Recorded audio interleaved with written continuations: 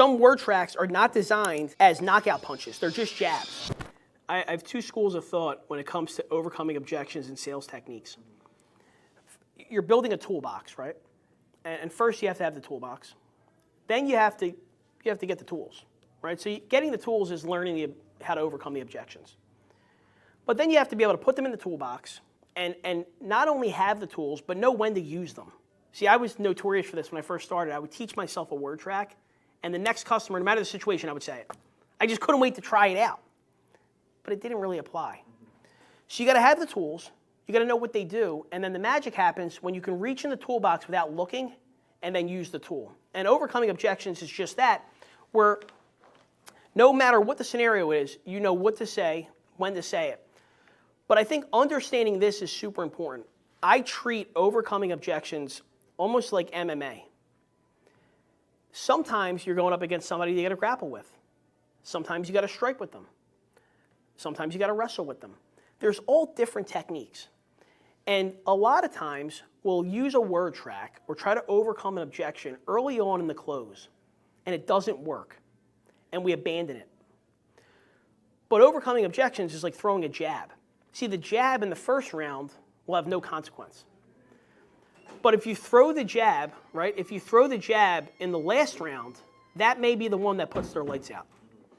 So when overcoming objections, revisiting an objection that you weren't able to overcome early in the process is super important, because when you said it the first time in the close, it may have resonated, but it needs a little time to marinate. Circling back, using combinations, some objections segue into other objections. Sometimes I'll set a trap so they object to me just so I can overcome it and segue into something else. That's the chess match. So understanding that just because I tried to overcome an objection early in the process and it didn't work doesn't mean it won't work later on in the close. They've gathered new information since then. New value has been built. They've had time to think about it. They weren't put on the spot. So the word track you used earlier in the close is a jab. It didn't knock them out. It's the first round. In the last round, that jab may be the one that puts them out. So revisiting word tracks that didn't work earlier in the close, I think, is something that a lot of people don't do. They abandon them. The customer said they don't want to do it. Well, they didn't want to do it then. But since then, they've been here a half hour. Since then, you've built more value. Since then, you went back to the summary close to remind them what they're getting. It's been 45 minutes since they actually saw the car. They're buying a payment right now.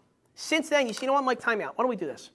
Let's take a look at the car again. Let's make sure it's the perfect car for you, because if it's not, I don't want to do the back and forth with you. I don't want to waste your time. Come on, let's take a peek. Let's look at the car really quick. If it's perfect for you, I promise we'll make the numbers work.